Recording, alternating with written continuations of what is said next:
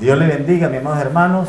Vamos a continuar esta noche con el segundo estudio acerca de la carta de Primera de Juan. Primera carta de Juan. ¿Bien? Está entendido históricamente por la gran mayoría de los teólogos que el apóstol Juan se encontró en la iglesia con un problema acerca de un grupo que enseñaba algo que no era cristianismo y lo había introducido dentro de la iglesia como parte del cristianismo. A este grupo, a estas personas que introducían esas enseñanzas, se le conoció luego como los gnósticos o como la gente del conocimiento. Gnóstico es conocer, gnoxi, y tenía que ver con conocimiento. Que defendía este grupo, defendían que ellos habían acumulado a través de muchos años y a través de una práctica de boca en boca, de generación en generación, habían estado acumulando una serie de conocimientos profundos que según ellos habían recibido de alguien, y esa serie de conocimientos ellos la tomaban como la verdad y tomaban el evangelio como una parte que complementaba lo que ya en algún momento a ellos les habían enseñado. Enseñanzas ancestrales, enseñanzas que habían sido transmitidas a través de grupos tipo logias. Usted tal vez ha escuchado de que existen logias o hermandades secretas. Una de ellas que hoy en día la encontramos tal vez famosa, son los llamados masones. Existen los masones, los Illuminati, y cada cierto tiempo escuchamos que existe un grupo o una sociedad secreta que dicen tener conocimientos profundos y ancestrales que solo ellos manejan y que solo están dispuestos a transmitírselo a personas que al igual que ellos valoren esas enseñanzas. Tienen, por ejemplo, estos grupos que cualquier conocimiento es bueno. Ellos pueden albergar en sí cualquier otra corriente de pensamiento con tal que sea amante del conocimiento. Es un principio muy parecido al de la filosofía, que es amor al conocimiento o a la sabiduría. En este caso los gnósticos no eran filósofos propiamente, sino eran unas personas que decían no manejar sabiduría, sino conocimientos del mundo espiritual. Tenían una serie de conocimientos que lograban filtrar en el evangelio porque algunas de sus enseñanzas se parecían en la forma en cómo en el evangelio se enseña. Una de ellas la vamos a ver hoy. Hoy vamos a estudiar del verso 5 al verso 10. Dios es luz. ¿Cuánto hemos escuchado que Dios es luz? Amén.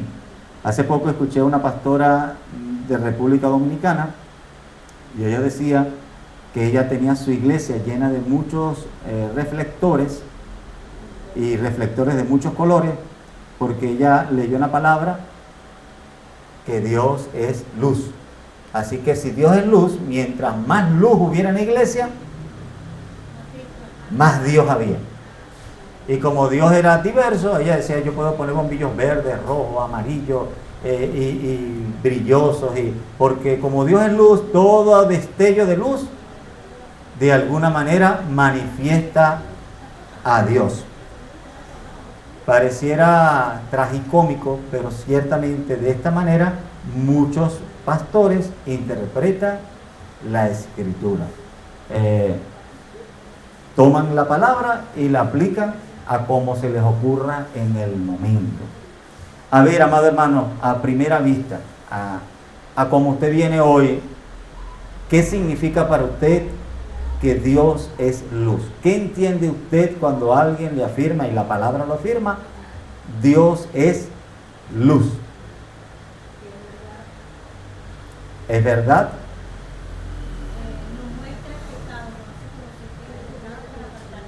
Nos muestra el pecado. ¿Qué otra cosa puede usted entender cuando la Biblia nos afirma en varios pasajes que Dios es luz?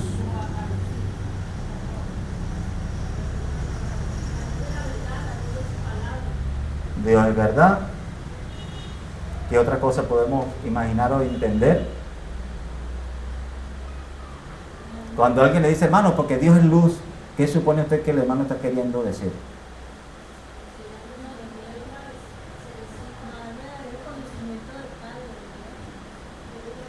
El verdadero conocimiento.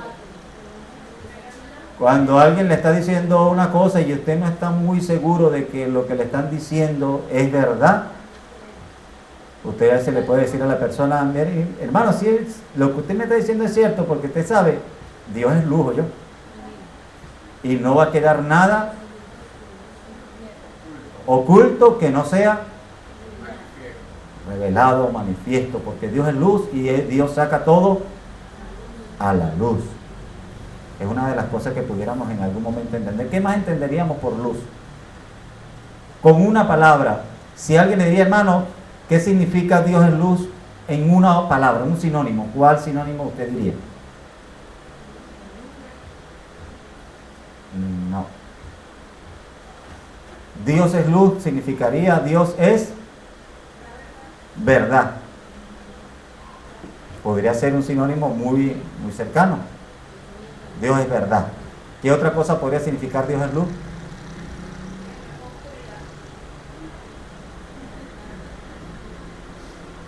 No acepta oscuridad, lo dice el pasaje, pero ¿qué otro sinónimo, qué otro adjetivo podemos dar cuando se nos dice Dios es luz? Físicamente la luz nos permite ver, ¿no? O sea, poder discernir, poder conocer, etcétera, etcétera. Claro. En la oscuridad sería en este caso Dios es conocimiento verdadero. Podría ser. Pero no estaríamos dando en el clavo de lo que hoy está diciendo Juan. Hoy el significado que Juan le está dando al término luz es más preciso. ¿Ah? Sí, no hay tinieblas. La luz no acepta tinieblas. Pero ¿a qué está haciendo referencia Juan? En estos 6 versículos que estamos leyendo hoy. ¿Qué significará en una sola palabra allí Dios es luz?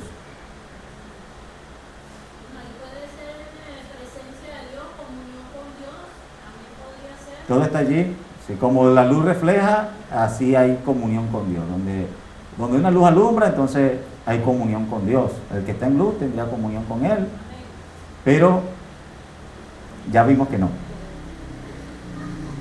Hay un concepto muy sólido que hoy Juan está usando en contraparte a las enseñanzas de los gnósticos. Porque los gnósticos también enseñaban que había luz. De hecho, los gnósticos decían que cada una de las personas eran una chispa de luz divina. Y que cada una de las personas debía encender su chispa interior para empezar a brillar con luz propia. Los gnósticos usaban a veces ese tipo hoy a muchos les gusta. Enciende la chispa que hay en ti. En ti hay una chispa eterna que la diosa sabiduría incluyó en todas las almas. Y cuando tú estabas allá en la eternidad antes de ser vida, tú eras una chispa de luz, tú eras un espíritu luminoso que en algún momento se fue atrapado en una materia. Entonces, invitación de un gnóstico, ilumínate para que logres escapar de la materia. La materia aprisiona, la materia es prisión, el espíritu sería, si la materia es prisión, el espíritu sería libertad. Para un gnóstico andar en el espíritu es andar libre. Para un gnóstico no hay nada más maravilloso que salir del cuerpo. Porque salir del cuerpo es liberarse de la opresión de la materia mala y alcanzar tal punto de iluminación que ya logro salirme de la cárcel de la materia. Los gnósticos normalmente llaman carne y también llaman materia. Había una enseñanza por la cual Juan va a ser muy conciso en que los gnósticos tildan a la materia o la carne como mala. Tan mala que Cristo no pudo para un gnóstico haber tenido un cuerpo de carne y hueso como el suyo y como el mío. Un gnóstico dice, no es imposible que Cristo, siendo luz, pudiera tener comunión y hubiera podido tener un cuerpo de carne como el suyo y como el mío. Los gnósticos terminaban concluyendo que Cristo no había venido en un cuerpo de carne y hueso, y por eso Juan hace más adelante la aseveración y dice, ¿saben? Todo aquel que enseña que Cristo vino en carne, ese es de Dios, ese entendió, ese está en la verdad. Pero todo el que dice que Cristo no vino en carne, tiene el espíritu del anticristo. Vea que Juan no siquiera dice, tiene un espíritu de error. Juan lo lleva al extremo a decir, en él está operando el espíritu del anticristo. Es tan nociva este error que Juan lo lleva al extremo del mal. Ellos no están un poquito equivocados, ellos están en el espíritu del anticristo. Pero hoy vamos a hablar acerca del significado para Juan de la luz. No el significado que le daban los gnósticos, sino cuando Juan dice que Dios es luz, en palabras cristianas y sencillas, ¿qué está diciendo Juan? ¿Estará diciendo Juan, Dios es conocimiento?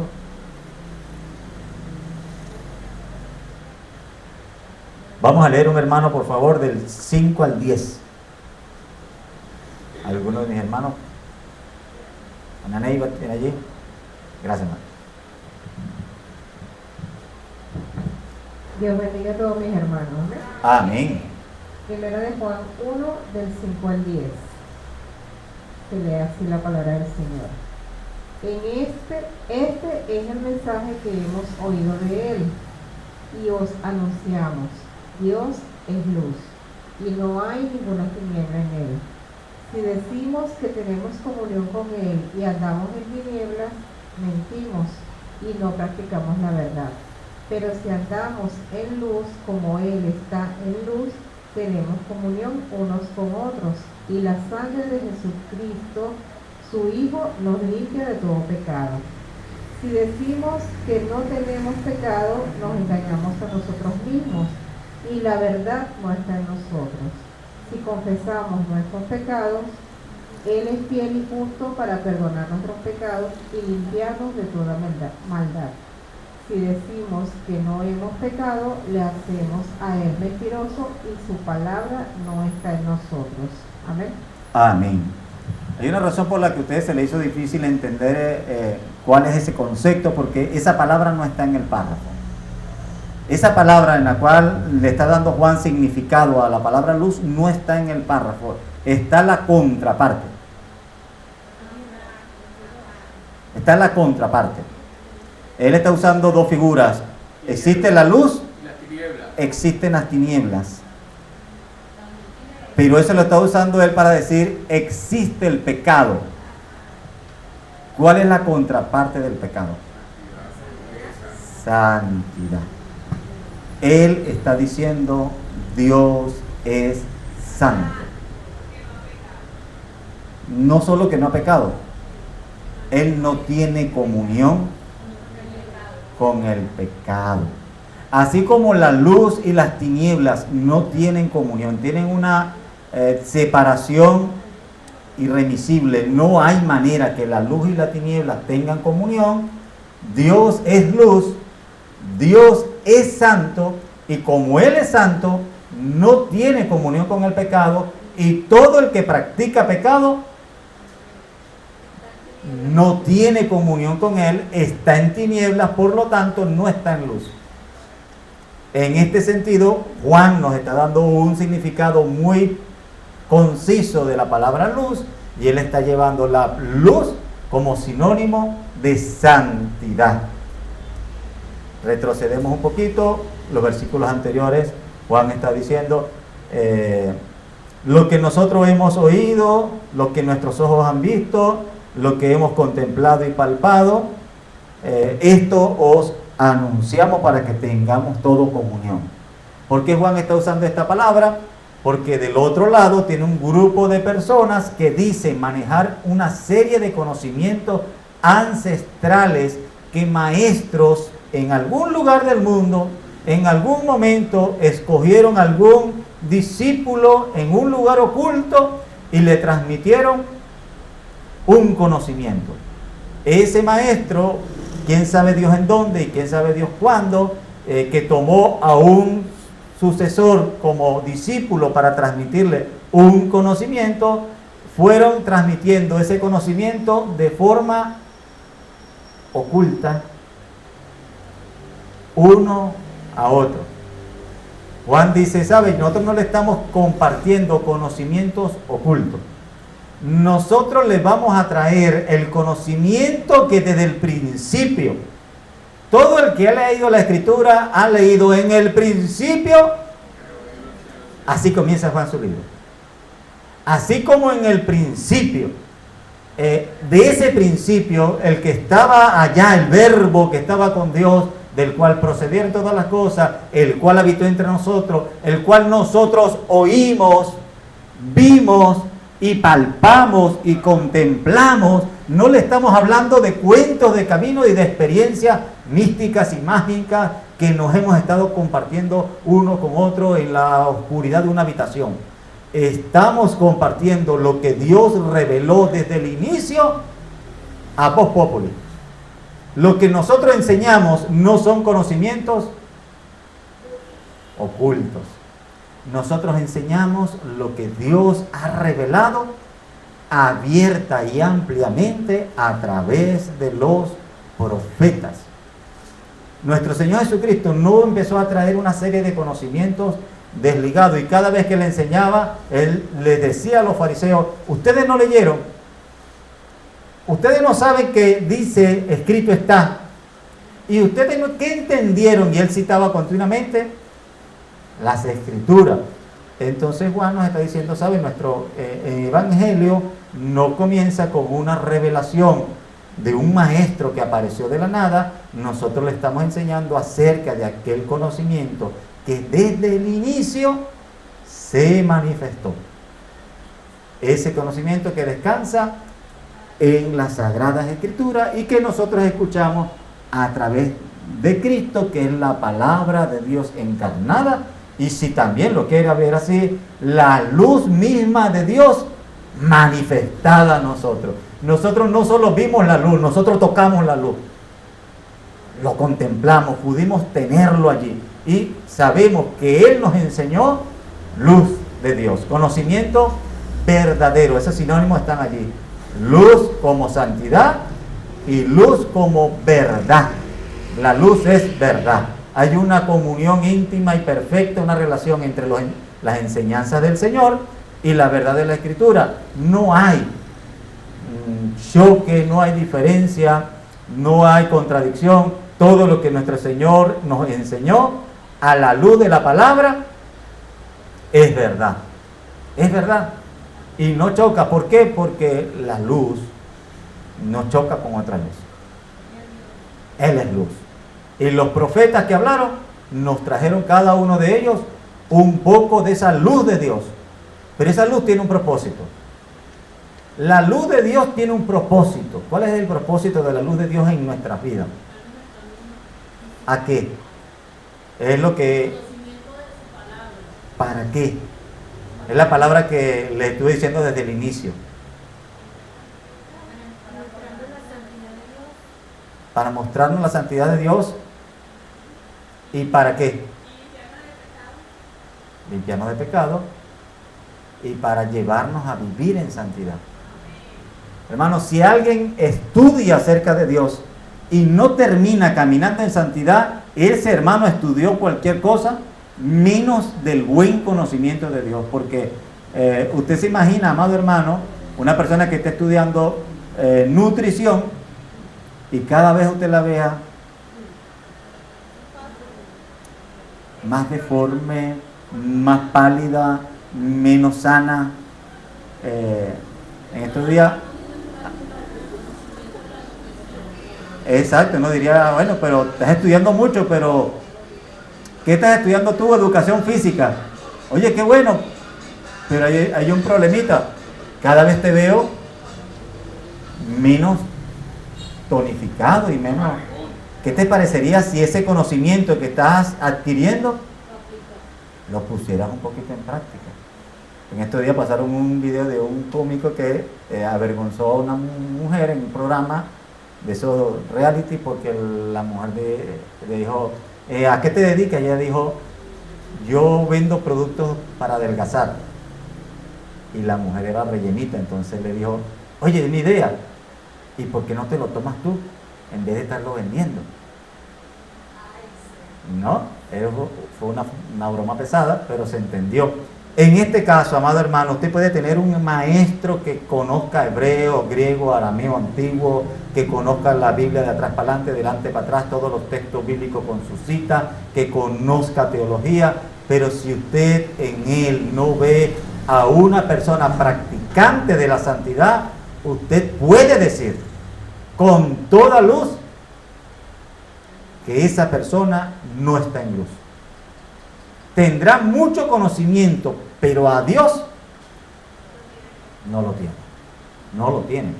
Porque si lo tuviera, y es el argumento de Juan, empecemos a hablar del conocimiento que viene de Dios. ¿Qué produce el conocimiento que viene de Dios? Primero, como el conocimiento que viene de Dios es luz, cuando usted prende la luz, ¿qué pasa con todas las sombras y tinieblas? ¿Cuánto tardan en irse? A la velocidad de la luz se van las tinieblas, ¿cierto? Se van todas tinieblas. Así como no pueden haber tinieblas en un lugar donde hay suficiente luz, no puede haber pecado reinante en una persona que habla del Dios de la Biblia. En aquellos que enseñan la palabra y que toman el nombre del Señor, vivir una vida donde el pecado tiene lugar y no se le disipa y no se le aleja y no se aparta, ese conocimiento no es luz, porque está permitiendo tinieblas. La luz no tolera las tinieblas, así como el Dios Santo no tolera el pecado. Y cualquier argumento que una persona encuentre para decir, es que mi Dios me entiende, es que mi Dios me comprende, es que mi Dios me ama como soy, es que el Dios que yo creo, a Él no le importan estas cosas, no es un argumento sano en el Señor. Era el argumento de los gnósticos. Los gnósticos hicieron una división y ellos dijeron, el pecado está en la carne. El pecado está en la carne y la carne es mala. Hagamos una cosa, todo lo que usted ve en mi vida que es pecado, déjelo quieto, eso está en mi carne. Fíjese en mi ser espiritual. Fíjese en mi luz interior. Yo tengo una luz interior muy bonita. Si usted alcanzara a ver mi luz interior, usted sabe que eso se está hablando ahorita, y alguien dice, si tú tuvieras el tercer ojo abierto, tú verías la luz que yo emano. Yo desprendo en mi aura personal una luz, un aura tan limpia. Lo que pasa es que tú con tus ojos carnales, porque tú me estás viendo con tus ojos carnales, y los ojos carnales solo ven carne. Pero si tú tuvieras el ojo espiritual abierto, tú serías capaz de ver el mundo espiritual en el cual yo soy un ser de luz que alumbra. Oye, pero para ser un ser de luz está bastante oscurito. No, esa es mi carne. Esa es mi carne. No te metas con eso. Fíjate cuando alumbro. Fíjate la luz. Ese tipo de disyuntiva los gnósticos lo manejaban y es lo que Juan está de entrada echando por tierra. Comencemos a hablar de Dios. Dios es luz. Dios es santo. Y un Dios santo que se ha mostrado santo no anda convalidando el pecado de ninguna forma. Todo aquel que convalida el pecado y practica el pecado y soba el pecado y justifica el pecado, no viene de Dios. Como lo dijo mi hermana un poquito más fuerte, pero no viene de Dios. Está realmente manifestando tinieblas, porque el que está en luz llama las cosas como son y sabe que él tiene que luchar y apartarse de todas estas cosas. Todo pecado es tinieblas. Dios no quiere tener comunión con las tinieblas. Es la forma en que Juan, no solo aquí, en uno de los pasajes, o el pasaje más conocido de la Escritura, Juan lo expresa de la misma forma. Hermana Jacqueline, ¿iba a decir algo?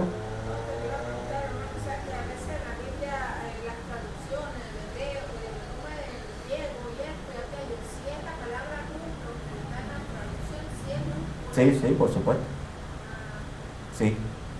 Solo que entendemos que la figura de la luz es usado en diversas formas.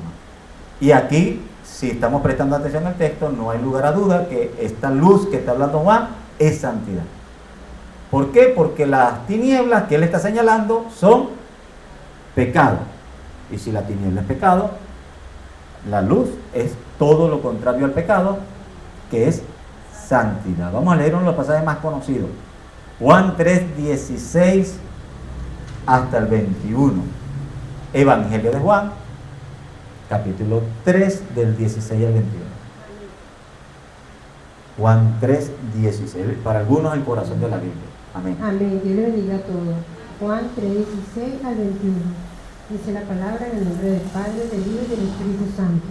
Porque de tal manera amó Dios al mundo, que ha dado a su Hijo unigénito, para que todo aquel que en él cree no se pierda, mas tenga vida eterna. Porque no envió Dios a su Hijo al mundo para condenar al mundo, sino para que el mundo sea salvo por él. El que en él cree no es condenado, pero el que no cree ya ha sido condenado, porque no ha creído en el nombre del unigénito.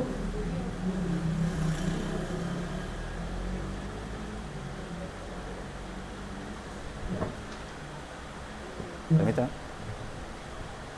Gloria a Dios. Ya. Leo desde el 18.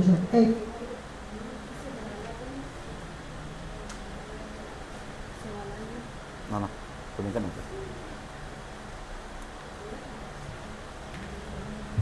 Gloria a Dios. Desde el verso 18 dice la palabra: el que cree en él, el que en él cree no es condenado, pero el que no cree ya ha sido condenado, porque no ha creído en el nombre del unigénito Hijo de Dios. Y esta es la condenación, que la luz vino al mundo y los hombres amaron más las tinieblas que la luz, porque sus obras eran malas. Porque todo aquel que hace lo malo aborrece la luz y no viene a la luz, para que sus obras no sean reprendidas. Mas el que practica la verdad viene a la luz, para que sea manifiesto que sus obras son hechas en Dios. Amén. Amén. Amén. Vemos que este mismo pasaje que está usando el mismo apóstol Juan, pero ya en el Evangelio, hace la misma figura y nos dice, así como señala a Cristo como el verbo de Dios, en este pasaje donde dice, porque de tal manera amó Dios al mundo, ampliamente conocido, para muchos de nosotros el centro de nuestra fe cristiana es creer Juan 3:16, porque de tal manera amó Dios al mundo, que ha dado su Hijo unigénito, para que todo aquel que en él cree no se pierda, mas tenga vida eterna. Está diciendo en qué forma envió Dios al mundo a su Hijo, en forma de luz. Y la luz estuvo entre nosotros. Lo dice Juan de esa manera. Pero a la gente no le gustó la luz. ¿Por qué? Porque cuando veían la luz, se veían cuánta tiniebla había en ellos. Y amaron más. ¿Qué significa las tinieblas en este pasaje? El pecado. Amaron más las tinieblas a la luz. Y aquel que le gusta las tinieblas no viene a la luz, porque si él viniera a la luz, sus obras serían reprendidas. Dios le diría, no peques más. Y por eso, por ese mensaje de santidad, muchos prefirieron no venir a él, para que sus obras no fueran reprendidas. Pero aquellos que entendieron que él era la luz y estaban dispuestos a caminar en santidad, vinieron a él para que fuera manifiesto que sus obras eran hechas en Dios. No tenían intenciones ocultas que los movieran, así que él dice, luz santidad y verdad. Tinieblas, pecado, condenación. ¿Qué más? Si la luz es verdad, las tinieblas son mentiras. Vemos que todas estas palabras están en este pasaje. Si seguimos leyendo, él va a decir, si ustedes dicen que no tienen pecado en ustedes, ustedes están practicando mentira. Mentira. Y nosotros no somos mentirosos, nosotros estamos en la verdad y por lo tanto nosotros sí confesamos que tenemos pecado, sí confesamos que en algún momento hemos practicado pecado y sí venimos con nuestros pecados al abogado para que él interceda por nosotros. Pero si ustedes quieren resolver el asunto como el que barre y echa la basurita debajo de la alfombra, y alguien le pregunta, pero ¿ya barriste? Y le dice, sí, es que esto no estaba sucio. Esto no había que barrerlo, esto no estaba sucio. Seguro, busca para que tú veas. Y lo que hizo fue esconder la suciedad debajo de la alfombra. Así dice Juan, ustedes ocultan su pecado, ustedes niegan su pecado, ustedes buscan alguna manera de decir que ya no tienen problema con el pecado, porque no quieren hacer lo que la palabra de verdad les indica: apartarse del pecado. Es más fácil negar el pecado que apartarse del pecado. Así que los gnósticos decían, de toda manera, eso que tú estás señalando, eso está en mi carne. ¿Sabe que se va a quedar aquí abajo? La carne. A Dios no le importa. Dios ve el corazón, lo de adentro. A Dios le importa lo espiritual.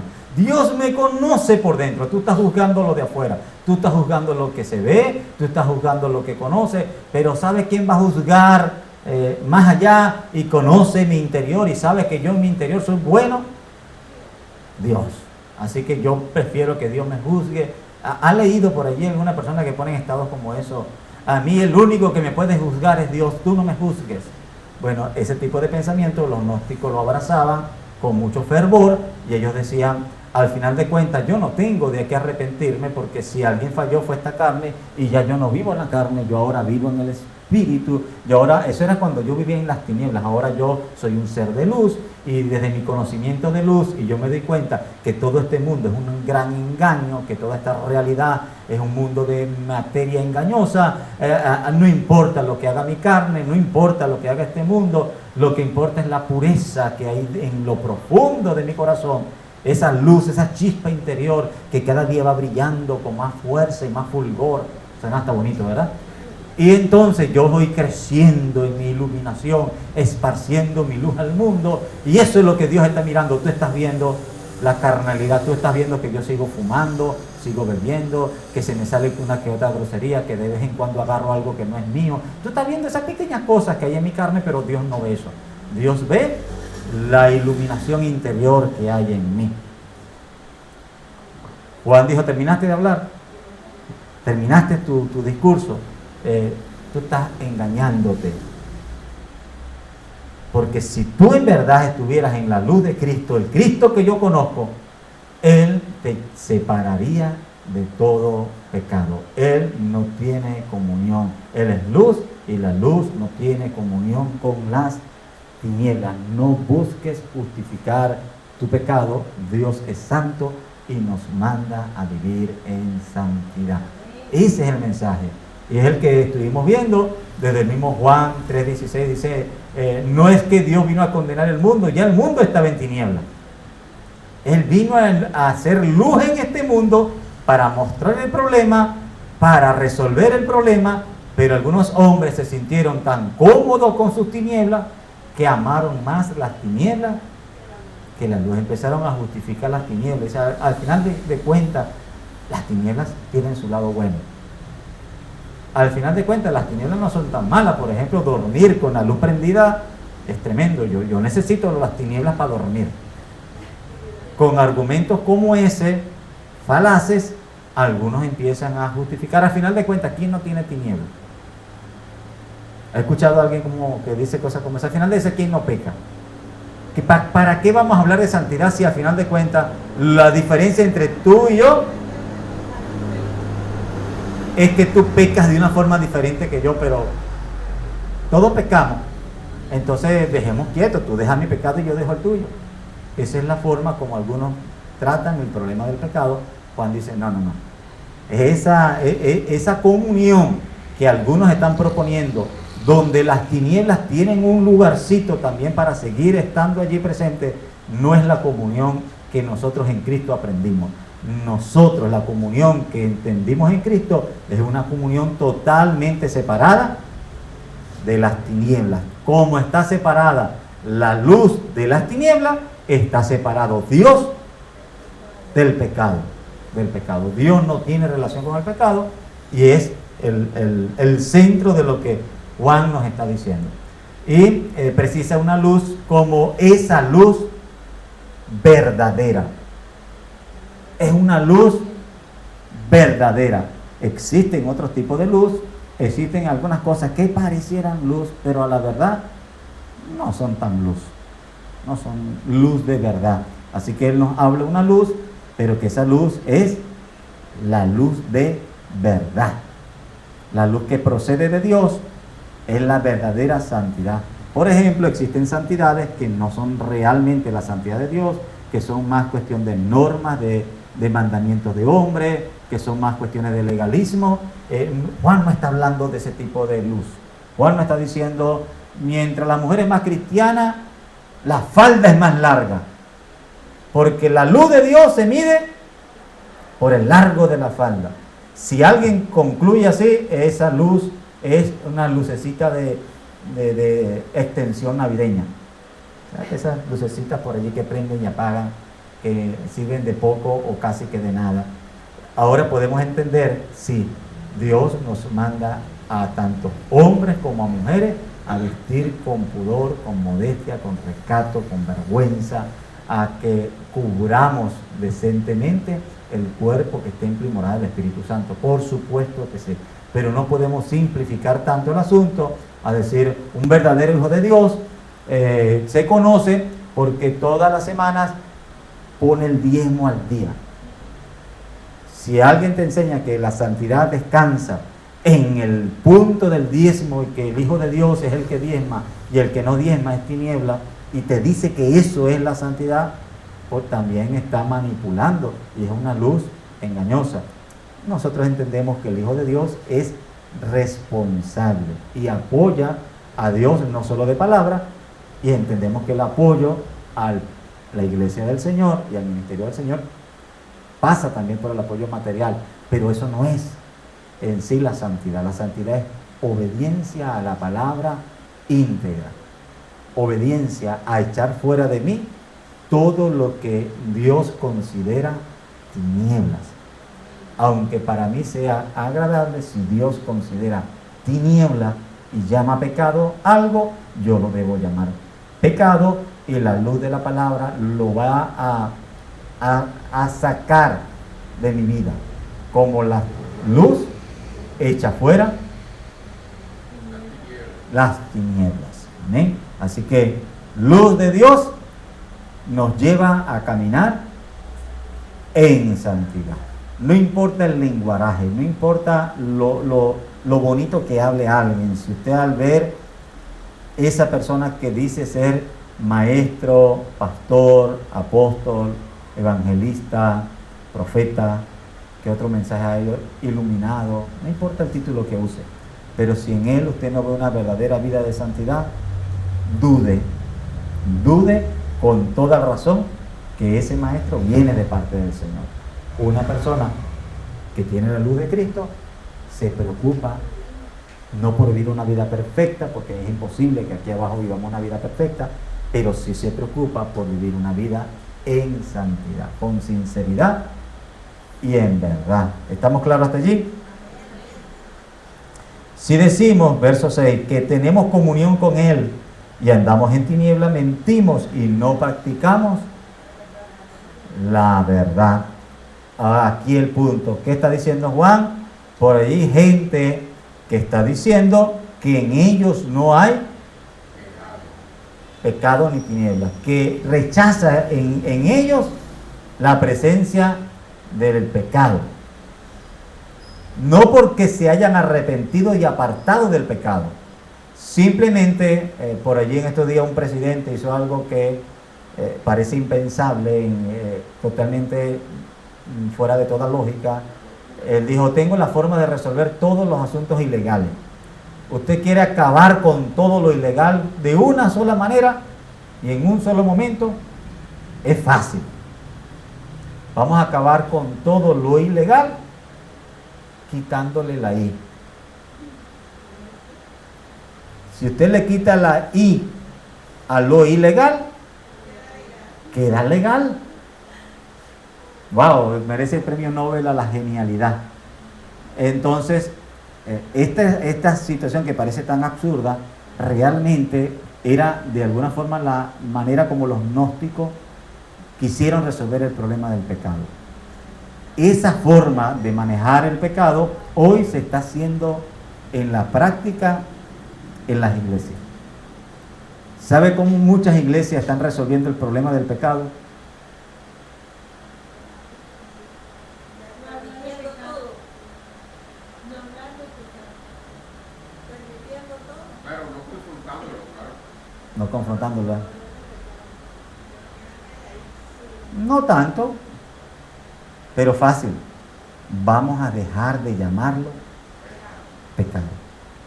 De hecho, muchas iglesias llegaron al consenso de que la palabra pecado no se use dentro de las predicaciones y dentro de la iglesia. Aquí somos una iglesia próspera y bendita. Como somos una iglesia próspera, bendita y positivista, evitamos las palabras negativas. En esta congregación no se habla de infierno, en esta congregación no se habla de pecado, en esta congregación no se habla de maldiciones. Aquí abrazamos lo positivo, hablamos de bendición. En vez de hablar de infierno, hablamos de cielo. Y en vez de hablar de pecado, hablamos de prosperidad. Que seas prosperado en todo, así como prospera tu alma. Y si usted ve un hermano cometiendo algún errorcito, si usted ve un hermano cometiendo alguna imprudencia, alguna travesura, llámelo de cualquier forma, pero no lo llame pecado. Se acabó de una vez el problema del pecado, según ellos, porque ellos decidieron dejar de llamar pecado a lo que Dios bíblicamente llama pecado. Juan dice: no, esa no es la forma. Ustedes están mintiendo, ustedes están comiendo un cuento y ustedes se están engañando los unos a los otros. Ustedes están queriendo tapar la verdad negándola. No, el Evangelio no hace afirmaciones mentirosas. El Evangelio acepta la verdad y la resuelve bajo la óptica de Dios. Dios nos dio la verdadera forma de resolver el problema del pecado. Hermanos, ¿saben cuál es el primer paso para resolver nuestro problema de pecado? Bíblicamente hablando. Reconociéndolo. Por eso Juan dice: cuando ustedes de entrada niegan el pecado, ustedes están en un gran error. No hay manera que un enfermo vaya al médico y de entrada le diga a él, al médico: doctor, yo no tengo nada. Poco nada va a poder el doctor hacer algo por él. ¿Qué dijo el Señor? Si ustedes por lo menos dijeran: somos ciegos. Wow, ¿cuánto yo podría hacer si ustedes reconocieran su ceguera? Porque la luz está frente a ustedes y ustedes no la ven. Pero como ustedes dicen: vemos. Pero ustedes dicen: vemos. ¿Cómo hago yo para devolverle la vista a alguien que dice que ya está viendo? ¿Cómo hago yo para perdonarle el pecado a alguien que dice: yo no tengo pecado? Pudiera, hermano, pero Dios es amor y Dios perdona al que... No.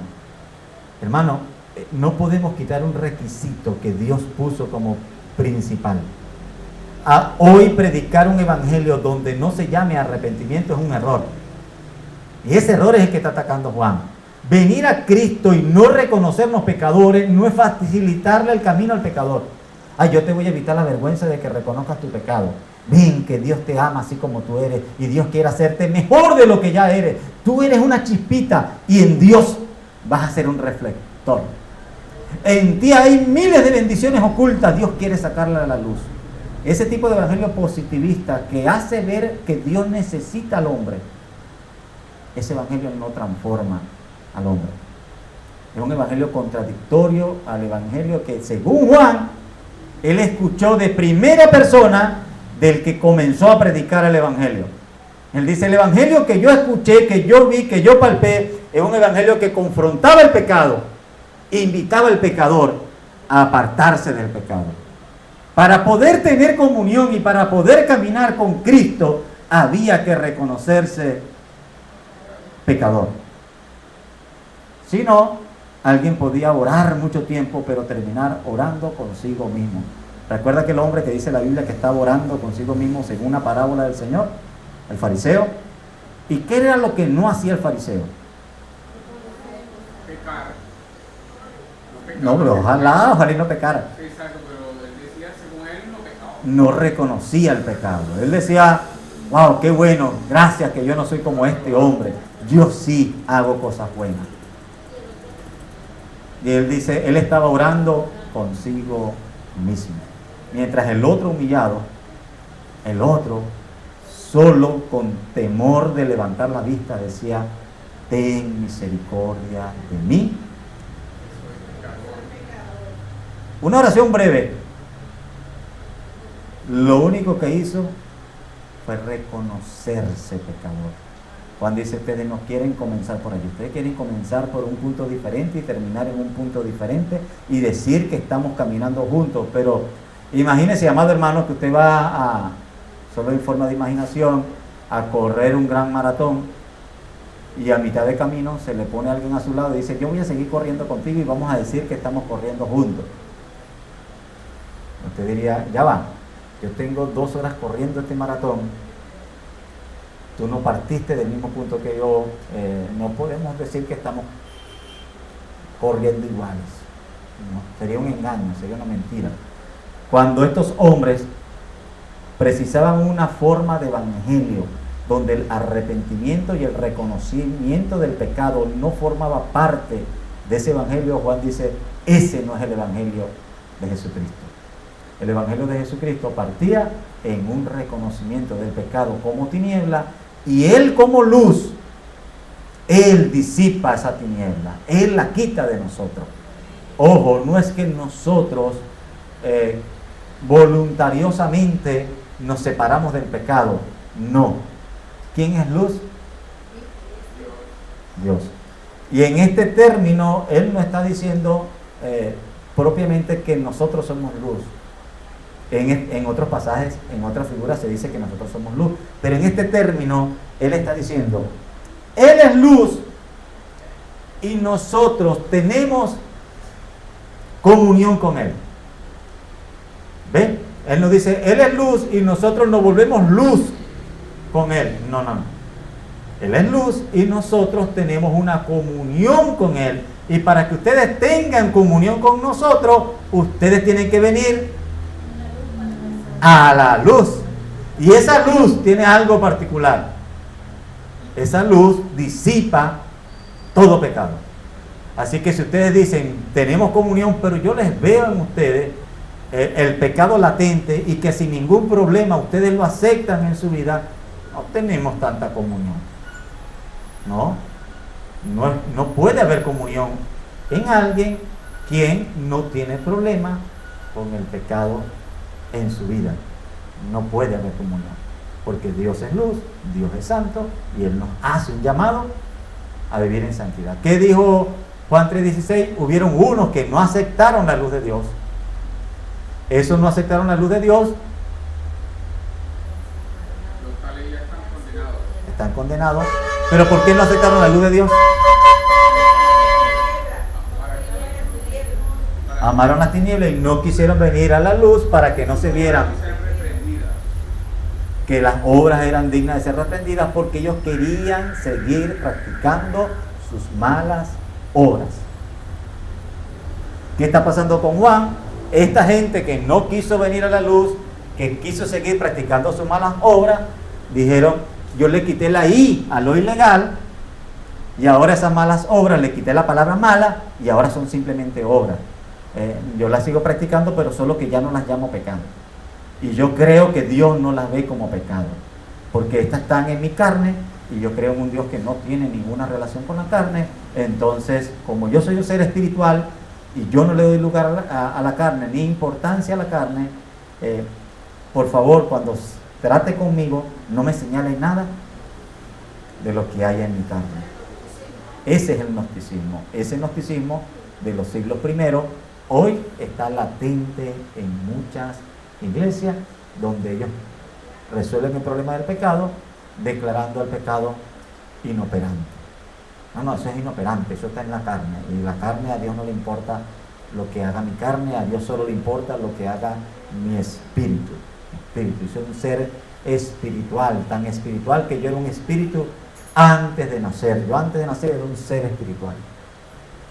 Amado hermano, todo cristiano que empieza a decir que él existía antes de nacer tiene un grave problema con la Escritura y tiene un punto de comunión con el gnosticismo.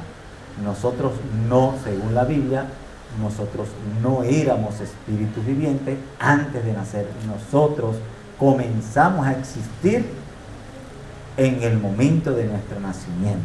En ese momento Dios da vida, da alma, da espíritu. Somos un ser viviente a partir de ese momento. A partir de la concepción, amén. A partir de que en el vientre de nuestra madre somos concebidos. A partir de allí entendemos, somos un ser viviente, pero no somos un ser viviente antes. Ay, hermano, yo estaba en el cielo, yo era un angelito de Dios y yo nada.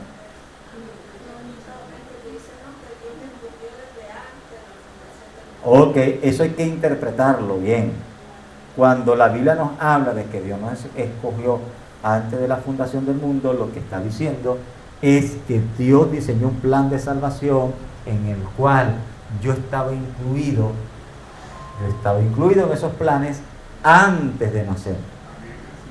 Pero no es que yo existía antes de nacer. Existía en el vientre. Yo no existía antes de mi concepción en el vientre de mi madre. No. Y creer eso era un engaño gnóstico. Recuerden lo que los gnósticos decían. Nosotros existimos, según los gnósticos, en un universo paralelo de luz, y ese Dios malo que creó la materia mala atrapa almas a través de cuerpos, y el nacimiento, el gnóstico ve el nacimiento como una desgracia, porque el nacimiento es cuando la carne atrapa a un espíritu de luz y lo encarcela en un cuerpo engañoso. En un cuerpo engañoso. Por eso es que este mundo es un mundo falso, engañoso, una Matrix. Esa película señala mucho el pensamiento gnóstico, y muchos cristianos han empezado a abrazar esas enseñanzas como si fueran verdades, que son totalmente chocantes con el Evangelio de la gracia. Amén. Vamos a ver 2 de Timoteo 2, del 15 al 19. Amén. Amén. Segunda de Timoteo 2, 15. Procura con diligencia presentarte a Dios aprobado, como obrero que no tiene de qué avergonzarse, que usa bien la palabra de verdad. Mas evita profanas y vanas palabrerías, porque conducirán más y más a la impiedad. Y su palabra carcomerá como gangrena, de los cuales son Himeneo y Fileto, que se desviaron de la verdad, diciendo que la resurrección ya se efectuó, y trastornan la fe de algunos.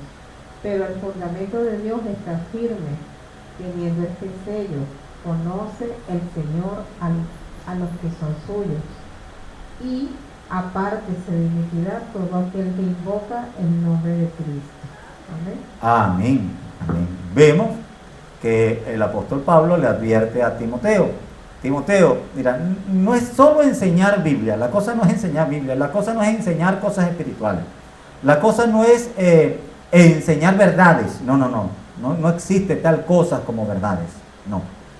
La cosa es enseñar la palabra de verdad. Procura con diligencia presentarte a Dios como obrero aprobado, que no tiene de qué avergonzarse, que usa bien la palabra de verdad. La Biblia tiene una sola verdad. Y esa verdad debe ser presentada en la forma en que la Biblia la presenta. Cristo dijo, yo soy el camino, soy la verdad. Cristo dijo, yo soy luz. Y aquí está diciendo, la luz estuvo entre nosotros y la verdad estaba en esa luz. Esa luz nos llevaba a vivir en la verdad, Así que Pablo está diciendo, y evita una palabrería que yo estoy escuchando por allí. Evita caer en esas palabrerías, evita caer en esa tanta filosofía, en esas tantas vueltas, en esas tantas argumentaciones, que al final de tanto palabrerío lo que termina viendo es una gran confusión que conduce, ¿sabe lo que es la impiedad? ¿Qué es la impiedad? Incredulidad. No, en este caso no. En algún momento puede ser, yo le voy a explicar por qué puede ser. ¿Ah? Maldad, ok.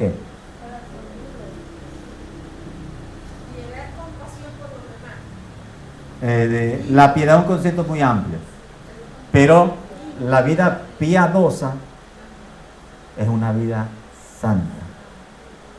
Cuando Dios nos manda a vivir en piedad, nos está llamando a vivir en santidad, en obediencia. Todo lo que va en contra de la obediencia de la palabra es impiedad. Por eso en algún momento la incredulidad puede ser impiedad. Por eso en algún momento todo lo que sea pecado y lo que vaya en dirección, todo lo que sea tinieblas es impiedad.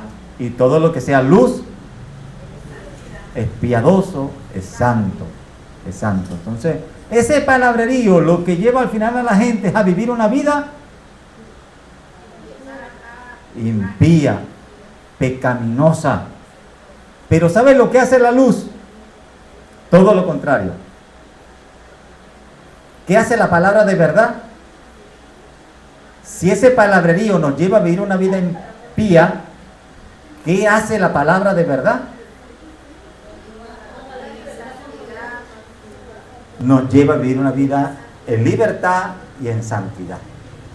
La palabra nos conforma a vivir una vida santa. La palabra de Dios, usted va a saber que está estudiando bien la palabra de Dios cuando ella lo capacita para que usted crezca en santidad. Si usted está estudiando mucha Biblia, pero cada vez ve más pecado en su vida, usted la está estudiando mal. Usted la está estudiando mal. Ahí hay un grave problema. No siga estudiando. Cierre el librito y vea dónde está el error. Dijo alguien por allí, ¿qué sentido tiene correr una carrera cuando se está en el camino equivocado? ¿Qué sentido tiene que un corredor se esfuerce a correr con toda su fuerza si en el camino que va está equivocado? ¿Verdad? Usted le puede decir, detente, y él le va a decir, no, yo tengo que correr, ya va, pero ¿para qué vas a correr, vale, chico? Tú estás en un mal camino, párate, ya va. Antes de seguir corriendo, rectifica el camino. Y después que tú sepas que estás en el buen camino, con toda tu fuerza, ¿no? Con toda su fuerza. No te dejes atajar por nadie, ¿no? Dale que estás en bajada, pero sabiendo que estás en el camino correcto. Es lo que Pablo le está diciendo a Timoteo. Tú procura presentarte a Dios como obrero aprobado, que está en el camino verdadero, que usa bien la palabra de verdad. Y una vez tú estés allí, no te dejes distraer, ni te dejes torcer el camino con ese palabrerío que anda por allí unos cuantos filósofos enseñando cosas, que esas cosas son tan diversas que tú las vas a reconocer porque te terminan llevando a vivir una vida llena de impiedad. Ese no es el camino del Señor. Todo el que te aprueba lo que Dios condena, hermano, está equivocado. No importa cómo me lo presente, si me vas a terminar validando algo que Dios condena, yo no tengo interés en sentarme a escucharte. Yo sé ya de antemano que tú estás equivocado, porque la verdadera palabra, de verdad, la luz de Dios me lleva a vivir una vida en santidad, en comunión, alineado con lo que la palabra llama santo y separado de lo que la palabra llama pecado. No puede haber un pastor que sea tan convincente que lleva a su iglesia a vivir lo que la palabra condena y la iglesia diga amén. O la iglesia es muy ignorante y allí no está la luz de Dios. Donde está la luz de Dios se sabe que lo que Dios condenó, lo que Dios llama pecado, seguirá siendo pecado. ¿Estamos claros hasta allí? Si andamos en luz como Él está en luz, tenemos comunión unos con los otros. Ojo, la comunión no es tratando de yo, sí por sí, alinearme con el hermano. La comunión de la iglesia no puede partir de nuestro deseo de estar en compañerismo. Yo te voy a aceptar como tú eres y tú acéptame como yo soy. Vamos a tener comunión. Ni tú te metes conmigo, ni yo me meto contigo. Y partimos de allí la comunión. Juan dice, no, es que la comunión entre nosotros no se puede basar en la relación que hay entre nosotros. Para que nosotros tengamos comunión, tenemos en primer lugar que tener relación con Él. Y nuestra comunión es con Él. Es con Él. Él está en luz. Y una vez teniendo comunión con Él, podemos tener comunión entre nosotros, porque vamos a estar todos bajo la misma luz. Vamos a entender el mismo llamado, vamos a entender el mismo camino en santidad, vamos a ayudarnos a caminar en la misma dirección, porque estamos en un común acuerdo basados en la luz que recibimos de Él. Pero si hay uno de nosotros que no está en la luz, no podemos caminar en compañerismo. Si tú quieres caminar separado de la luz de Cristo, yo no puedo caminar contigo. Para yo poder caminar contigo y poder llamarme compañero y poder llamarme hermano, tenemos que estar sí por sí, bajo la luz de Cristo y bajo la luz de la palabra, sí por sí entendiendo lo que es el llamado a vivir en santidad. No podemos llamar y tener una comunión estrecha con alguien a quien la santidad le parece religiosidad, a quien la santidad le parece legalismo, a quien la santidad le parece algo innecesario, porque esa persona no tiene luz de Dios. ¿Cómo podemos caminar con alguien? Alguien que tiene comunión con Él. Amén. Si andamos en luz. La primera comunión de un cristiano no es con su hermano, es con Cristo. Luego tenemos comunión entre nosotros, pero nuestra comunión se basa de nuestra relación con Cristo. Amén.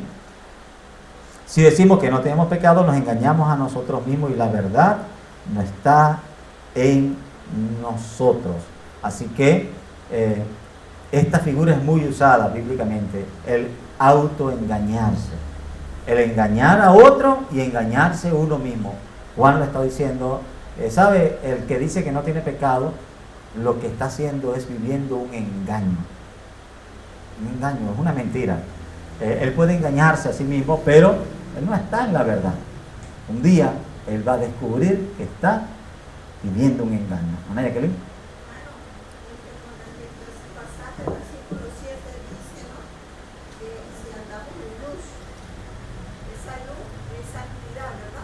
Amén. Estamos hablando, si andamos en santidad, dice como Él está, tenemos comunión los unos con los otros. Cuando habla de esa comunión los unos con los otros, ¿no? Si nosotros andamos en santidad, ahí yo puedo entender esa parte que habló el apóstol Pablo en una de sus cartas, en que no hay comunión la luz y las tinieblas. Amén. Es esa parte. Por decir algo, nosotros como cristianos, como conocedores del Señor por su misericordia, si estamos tratando de vivir esa santidad, de tener esa comunión con el Señor, no podemos tener ese compañerismo con las tinieblas. Amén. ¿Sí? O sea, no, puede, No un compañerismo estrecho, no se pueden tener. no se puede tener, ¿verdad? Pero no puede. ¿Qué comunión hay? Exacto. Como dice el apóstol Pablo, ¿no? Exacto. Supóngase que usted acaba de descubrir, cosa que no es así, y lo adelanto que no es así, pero supóngase que usted acaba de descubrir que comer carne es pecado.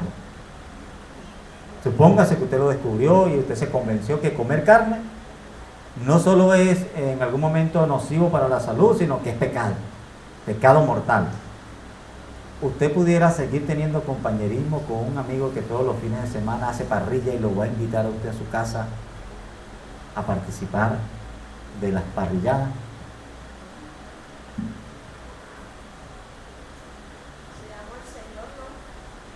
Si usted entendió que comer carne es un pecado mortal, usted va a evitar a toda costa. Usted no puede seguir teniendo una comunión estrecha y una amistad estrecha con alguien que cada vez que abre el plato de comida tiene un filete suculento y que de paso le va a invitar a usted una porción. Es imposible. Entonces entendemos que él no está diciendo que no podemos tener una amistad con alguien que sea inconverso, no está diciendo eso. Está hablando de una comunión íntima en la que llamamos hermanos y participamos en actividad con alguien que está concibiendo que la santidad no es algo necesario, que con él negar el pecado ya lo resolvió, así que él puede darse libertad en la carne a practicar cualquier cosa, pero pasada la puerta de la iglesia para acá, él enciende la vida espiritual y él se espiritualiza y se hace santo de la puerta de la iglesia para adentro. Usted pudiera tener comunión con alguien que sabe que de la puerta de la iglesia para afuera, a él no le importa lo que a Dios le agrada o no le agrada, pero que una vez pasada de la puerta de la iglesia se convierte en alguien santo. Es alguien que se está engañando a sí mismo. Y si yo convengo con él a caminar juntos, o yo estoy tan engañado como él, o yo estoy participando de su engaño. Entonces, en ese sentido, no puede haber esa comunión. Y está diciendo Juan, ¿por qué? Porque este grupo de gnósticos estaba dentro de la iglesia, estaban enseñando a otros y estaban invitando a otros a vivir la vida de esa manera, diciendo, olvídate del problema del pecado, olvídate del problema de que tengas que abandonar ciertas cosas. No, eso es mentira. Tú no tienes que abandonar, tú no tienes que dejar de hacer. Tú lo que tienes que entender es que esas cosas están en tu carne y que tu carne está muerta, por tanto, no tengas problema con eso. Eso sí, de la puerta de la iglesia para adentro, tú ni siquiera digas que tú lo haces. Tú hazte el espiritual. Porque dentro de la puerta de la iglesia para acá, tu ser espiritual es el que va a tomar control. De ir para allá.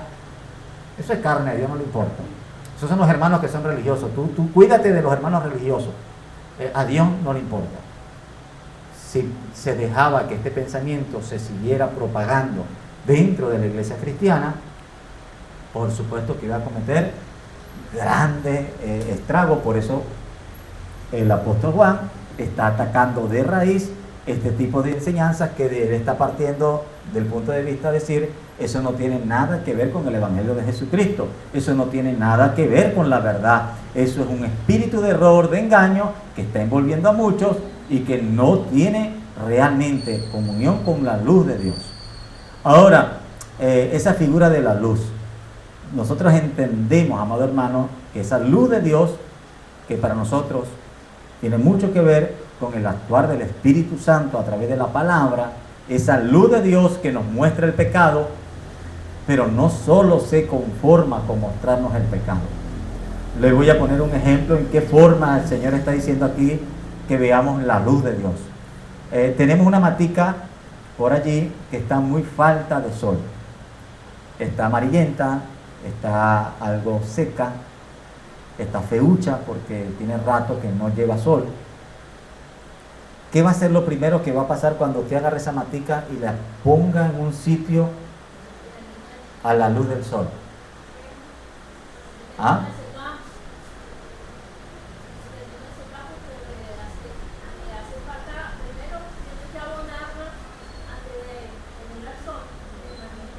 Ajá. supongamos que la abona y la pone al sol. ¿Qué va a pasar con la gente cuando vea esa matica?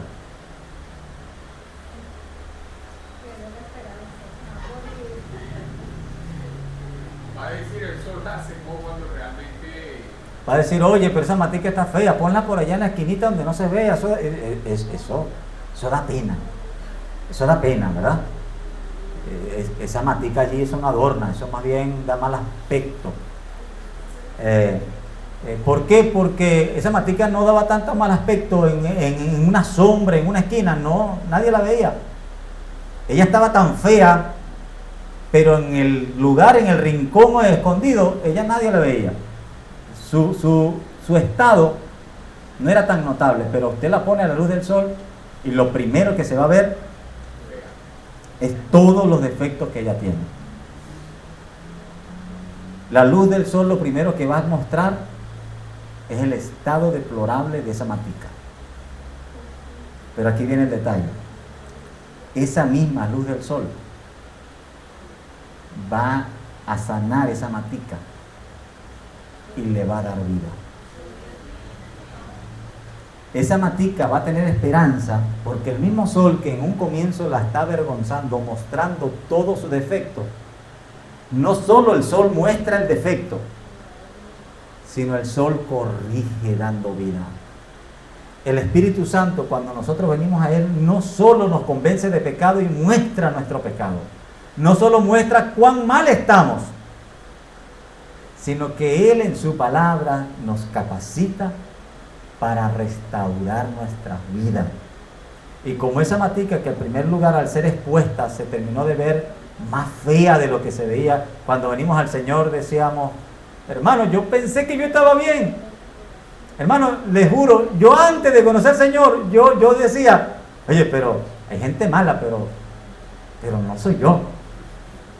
Yo creo que Dios me debe ver con complacencia, porque de entre tanta maldad, hermano, yo no soy malo. Pero ¿qué pasa cuando venimos a la luz de Dios? Nos damos cuenta que no estamos bien. Nos damos cuenta que ese mismo sentimiento de creer que no estamos bien es un pecado en sí mismo.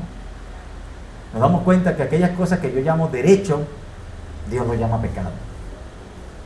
Que aquellas cosas que yo llamo mi criterio, Dios lo llama rebeldía. Y empezamos a sentirnos avergonzados de nosotros mismos. Eso es lo primero que Dios hace. Pero luego el mismo Señor va a sanar. Como la luz del sol a esa matica la va a curar, la va a fortalecer y le va a dar vida. Y alguien que en un momento criticó que esa matica la pusieran a la luz del sol siendo tan feita, pasado algún tiempo va a decir, wow, qué bonita se puso la mata. ¿Qué le puso bonita? ¿Qué le dio vida a esa mata? La misma luz que en un momento parecía avergonzarla y hacerle daño.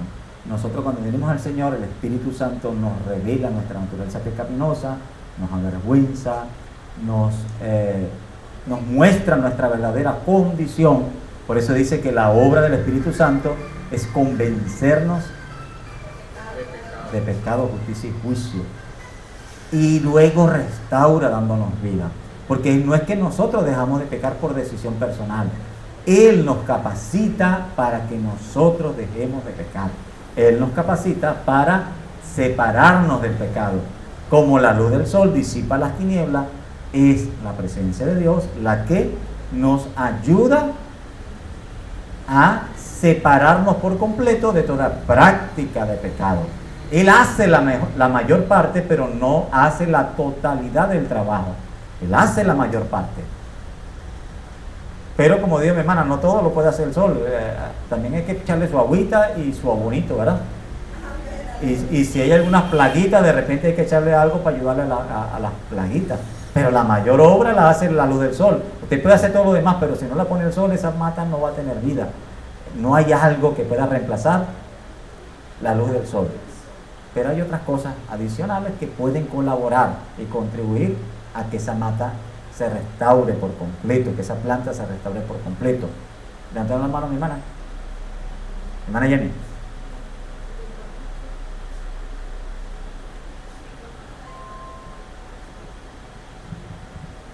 Dios le bendiga, hermano. Amén. Es el libro de Colosenses 3, versículo 5.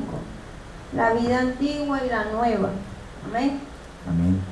Usted dice que cuando llegamos a Cristo nos reconocemos con todas esas cosas que dejamos, porque al llegar el Señor va limpiándonos con su palabra. Amén.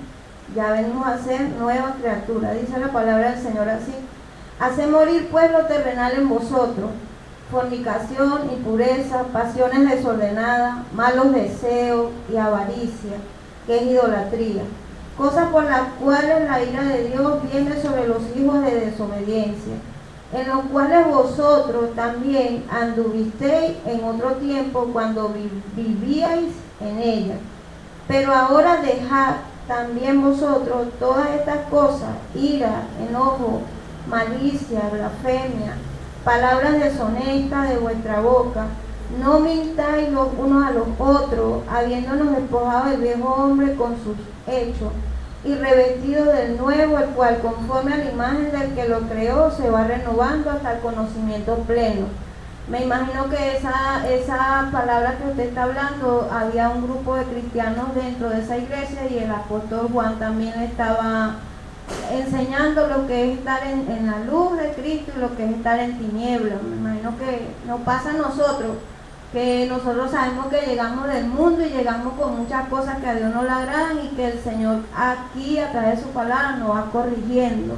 Entonces sí creo que es importante que la palabra de Dios lo deje escrito, y también dice dejar, o sea que nosotros mismos también tenemos que poner la otra parte y decir: esto a Dios no le agrada y yo tengo que luchar con esto. Entonces es una tarea que hace el Señor, y también nosotros tenemos que poner nuestra parte. Iba a decir otra cosa, hermano. Anteriormente yo me preguntaba, y yo siempre veía santidad Jehová y santidad Jehová. Yo decía: Dios mío, yo no sé cómo voy a cumplir eso de santidad Jehová. Pero enseñándote los estudios decía: hay una santidad progresiva, o es un trato de Dios donde va limpiando al hombre y ahí uno va encaminando hacia Cristo. Entonces creo que la santidad empieza cuando tenemos respeto por la casa del Señor. Creo que empieza así. Creo que empieza cuando alguien está hablando y nosotros estamos escuchando. Creo que empieza cuando sabemos que llegamos a su casa y sabemos que venimos a adorar a Dios. Creo que todo eso tiene que ver con santidad, porque somos nosotros el reflejo de una visita.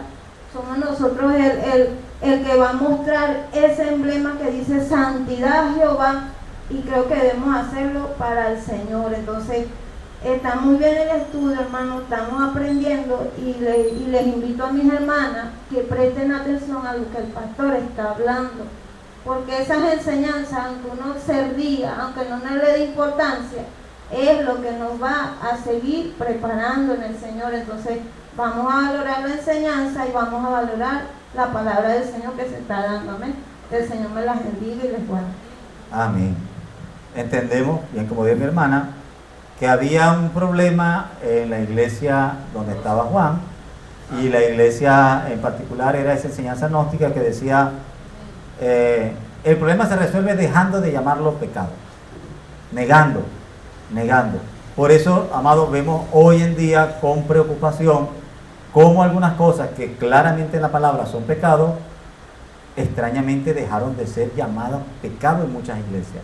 Y hay una corriente que está tratando de seducir a todas las iglesias para que coincidan en no seguir llamando pecado y llamar, por ejemplo, inclusividad, llamar, por ejemplo, tolerancia, llamar, por ejemplo, iglesias de mente abierta, iglesias de conciencia despierta.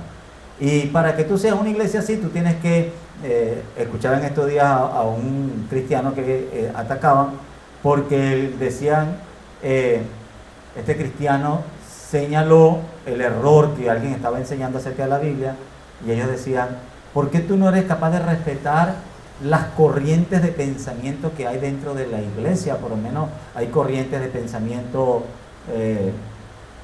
mesiánica, hebrea, hay corrientes de pensamiento filosófica, hay corrientes de pensamientos humanistas.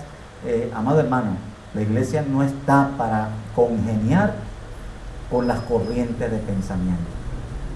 La iglesia tiene una verdad, y esa verdad es nuestra tarea que sea expuesta, y esa verdad es Cristo como nuestro Salvador, Cristo como el centro de nuestra santidad, Cristo como el camino, la verdad y la vida, y en la persona que debemos poner nuestros ojos, como bien leyó por ahí mi hermana, entendiendo nosotros que estamos llamados a dejar hacer morir lo terrenal en nosotros, a dejar de practicar aquellas cosas que están conforme a este mundo y que este mundo ve normal, pero que nuestro Señor no ve normal.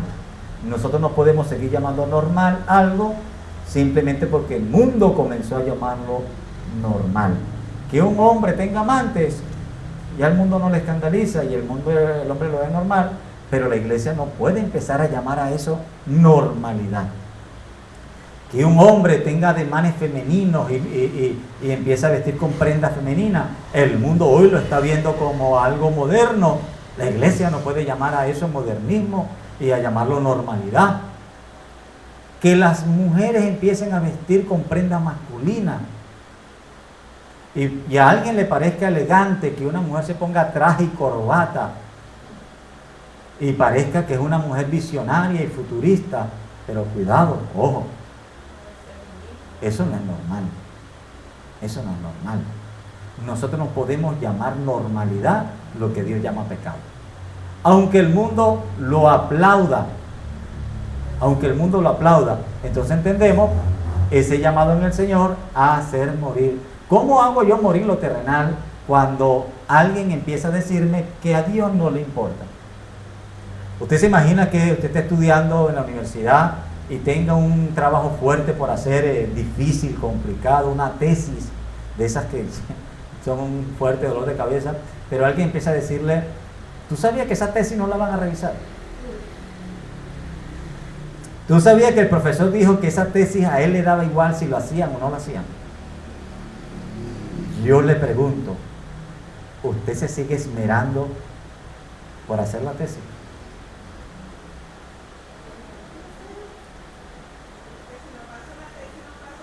No, pero es que al profesor no le va a importar eso, él no lo va a evaluar, eso no está metido allí en ya el profesor dejó de estimar eso. ¿Usted lo sigue haciendo? Debería, pero no lo voy a hacer. En algunos días puedo intentar, pero si me convencen que de verdad eso no lo van a evaluar,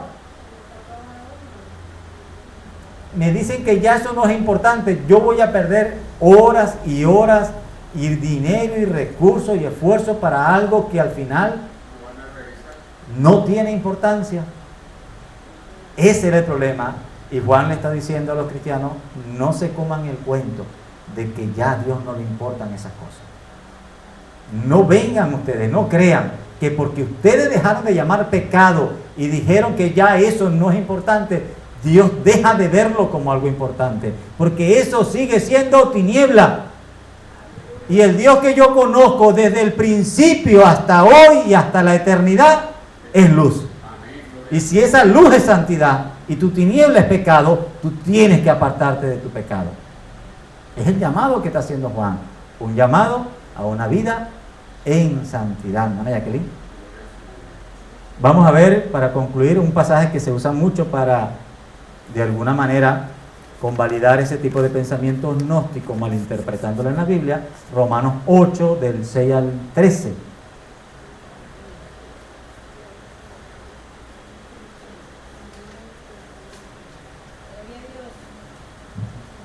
Romanos capítulo 8, leemos del 6 al 13. Gloria a Dios. Amén, dice la palabra del Señor. Porque el ocuparse de la carne es muerte, pero el ocuparse del Espíritu es vida y paz. Y por cuanto los designios de la carne son enemistad contra Dios, porque no se sujetan a la ley de Dios, ni tampoco pueden. Y los que viven según la carne no pueden agradar a Dios. Mas vosotros no vivís según la carne, sino según el Espíritu, si es que el Espíritu de Dios mora en vosotros. Y si alguno no tiene el Espíritu de Cristo, no es de él. Pero si Cristo está en vosotros, el cuerpo en verdad está muerto a causa del pecado, mas el Espíritu vive a causa de la justicia. Y si el Espíritu de aquel que levantó de los muertos a Jesús mora en vosotros, el que levantó de los muertos a Cristo Jesús vivificará también vuestros cuerpos mortales por su Espíritu que mora en vosotros. Así que, hermanos, deudores somos, no a la carne, para que vivamos conforme a la carne. Porque si vivís conforme a la carne, moriréis. Mas, si por el Espíritu hacéis morir las obras de la carne, viviréis. Amén. Amén. Este pasaje glorioso de la exposición del Evangelio que hace Pablo en la carta a los Romanos, en el capítulo 8, a veces mal interpretado. Y alguien dice, está viendo que Pablo declara que nosotros estamos muertos en la carne. Y estar muerto en la carne es que legalmente, delante de Dios, Dios dejó de tomar en cuenta lo que tú haces en tu carne. A Dios dejó de importarle. Dios dice, mira, te voy a declarar muerto. Legalmente muerto. Oye, qué bendición. Si a mí me declaran legalmente muerto, yo no sigo pagando impuestos. Yo no tengo por qué pagar impuestos, porque si legalmente me dan un papel donde ya yo fallecí, ¿quién me va a cobrar impuestos? Y así sucesivamente yo empiezo a coincidir de que si Dios hizo eso, Dios no se está preocupando ni me va a demandar nada. Pero no es eso lo que dice el pasaje. El pasaje no dice que Dios nos considera muertos. El pasaje dice que nosotros debemos considerarnos muertos a la carne para no satisfacer los deseos de la carne.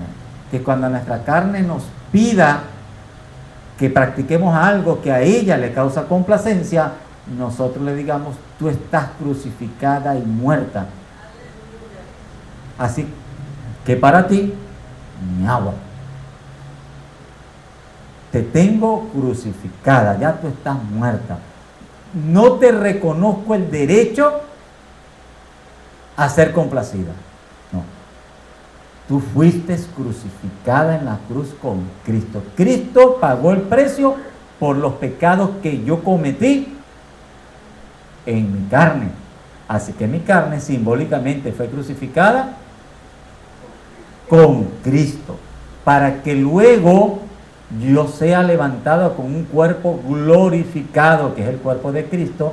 Entonces, si mi carne es considerada muerta en la cruz, crucificada, yo no puedo estar complaciendo los deseos de mi carne.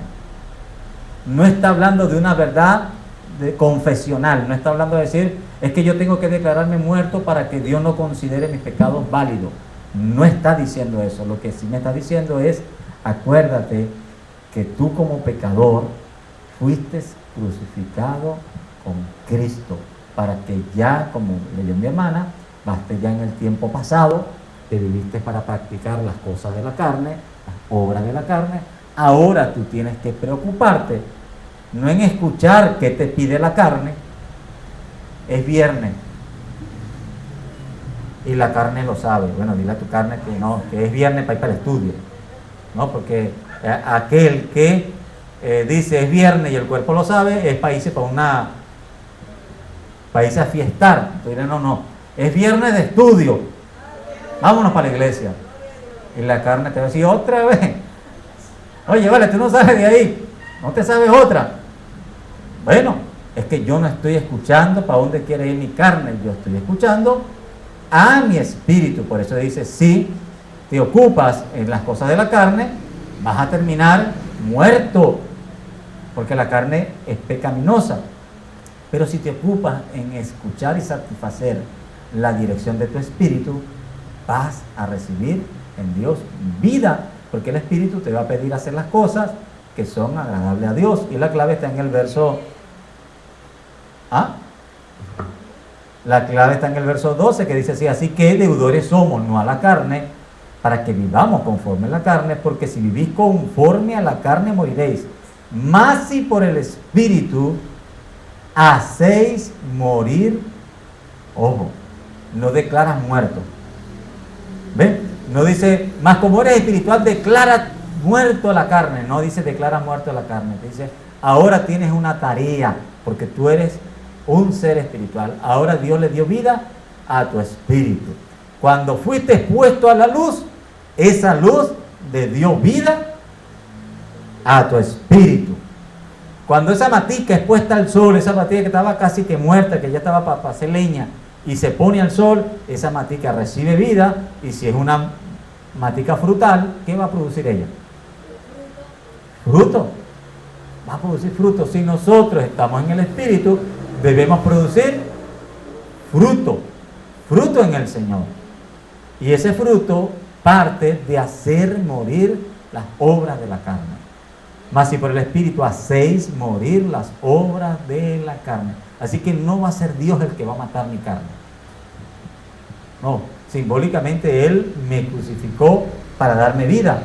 Simbólicamente, pero en la práctica me toca a mí decirle a la carne, chito, aquí tú no tienes voz ni voz. Será antes que tú me gobernabas. Ahora tú te sujetas. Tú te sujetas a lo que Dios dice. Ahora yo estoy sujeto y tú te sujetas. Ahora estamos no bajo la esclavitud del pecado, sino estamos en la servidumbre a Cristo. Y en ese sentido, oyendo al Espíritu, a la dirección del Espíritu, mi espíritu recibiendo la dirección del Espíritu de Dios, me va a dirigir a que yo practique cosas que la carne no quiere practicar. A que yo haga cosas para agradar a Dios que la carne por sí sola no va a practicar, pero yo tengo que hacerlo.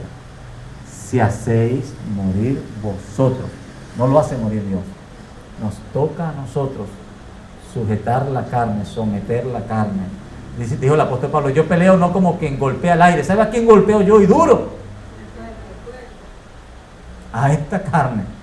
La tengo a monte. Cada vez que se levanta, le emito un derechazo. Porque ella tiene que ser llevada a servidumbre, ser sujeta. Y ella sigue siendo rebelde, así que no es que yo la mato en ayuno y la mato en oraciones y me pongo chapas en las rodillas para que mientras más la carne sufra, más santo yo soy.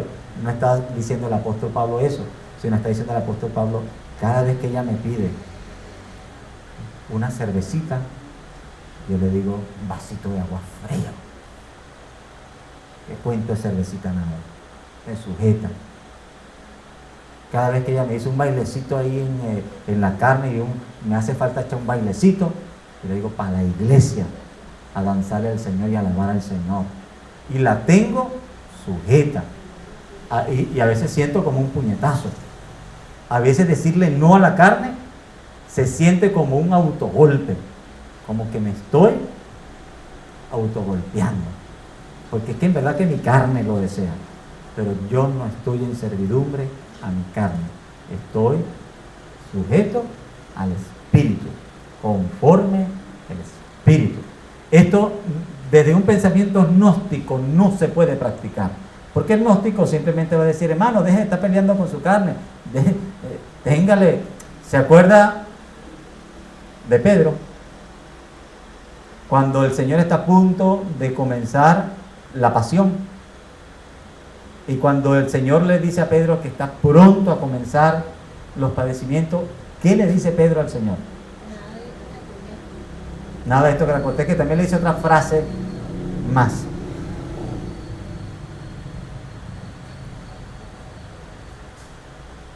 Ten piedad de ti mismo. Señor, y tú te vas a meter y a someter a ese padecimiento. A ti no te da cosita contigo mismo. Tú no tienes amor propio, tú no tienes compasión, tú no tienes cuidado de ti mismo. Tú dices que cuidas a los demás y no te vas a cuidar a ti mismo. ¿Sabe? Uno de los mensajes más perversos que se ha metido en la iglesia cristiana en los últimos años, el ámate a ti mismo.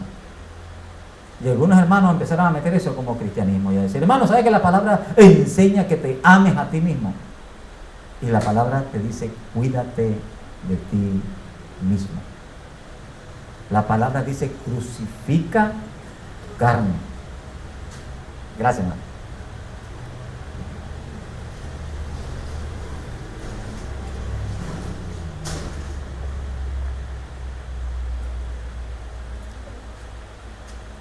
Gracias, hermano. Crucifiquemos nuestra carne. No nos dice tengamos compasión de ella. El tener compasión de nuestra carne es dañino. Hermano, si Dios nos está mandando a crucificarla hasta que ella se muera, nosotros no podemos verla con contemplación y poderla verla con lástima. No. Nosotros debemos saber que nuestro propósito es que ella no solo sea crucificada, sino que quede crucificada hasta la muerte. Por eso no dice golpea la carne, dice haced morir lo terrenal en vosotros. Hasta que muramos, nuestra carne debe ser sujeta, sometida, con la ayuda del Señor y con la obra del Espíritu Santo. Debemos negarle el derecho que ella cree que tiene a complacerse en las cosas que a Dios no le agrada. María Jacqueline. Con respecto a ese tema que usted está hablando, Siempre nosotros, hermano, yo siempre he pensado que la santidad yo la creía medida en cuanto a practicar las cosas que a Dios le agradan. ¿Sí? Me explico. Si, por ejemplo, tener más vida de oración, de ir a la iglesia, de leer la Biblia y Prácticas espirituales. y medía yo esa parte, ¿no? de santidad, de buscar hacer cosas que le agradaban a Dios. Pero usted ahorita hablando, hermano, y lo estoy escuchando con respecto a este tema, ¿no? de hacer morir la carne en nosotros y no complacer la carne, y me fui al otro lado. ¿Qué tal si yo pienso lo contrario? Si veo yo que tanto estoy complaciendo yo mi carne, y si en verdad yo me estoy absteniendo por amor a Dios, eso sería también santidad. Y es Por santidad. supuesto. Y esa es santidad, o sea que yo lo estoy viendo o yo lo estaba viendo por el otro lado, me explico, de la parte de hacer cosas que a Dios le agradan. Ay, estoy orando bastante, no me pierdo ni un culto, voy a los evangelismos, y ay no, yo estoy en santidad, estoy ahí casi que le tocando el manto al Señor. Pero escuchándolo, me puse a pensar, bueno, no está mejor más hacia este lado, o sea que si yo no estoy complaciendo mi carne, estoy en santidad, porque me estoy apartando. Amén. O sea que es de ese lado, ¿no? De ambos lados. De ambos lados. La santidad tiene esas dos variables: dejar de hacer lo malo y esforzarme en hacer lo bueno. Esas dos variables son agradables. Un hijo le agrada al padre cuando no lo desobedece,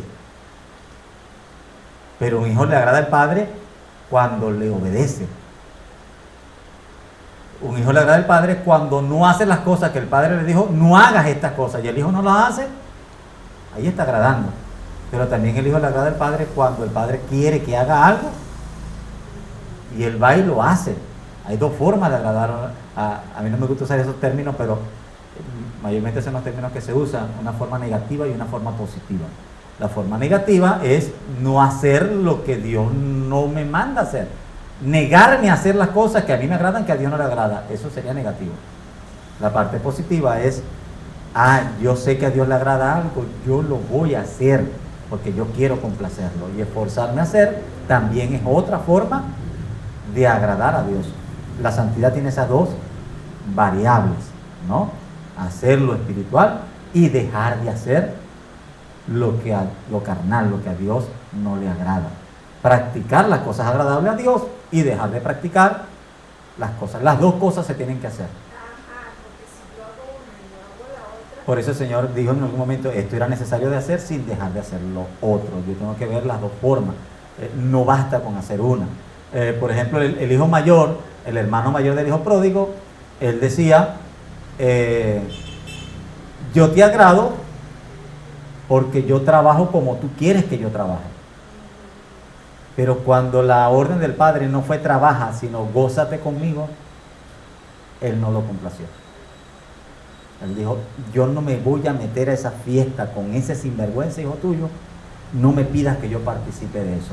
Ahora, si él hubiera sido un hijo obediente, él era obediente para trabajar y debió ser obediente para gozarse con su Padre en el gozo de su Padre. Hermano, cuando Dios nos manda a gozarnos, venir y gozarnos en las cosas del Señor, es santo.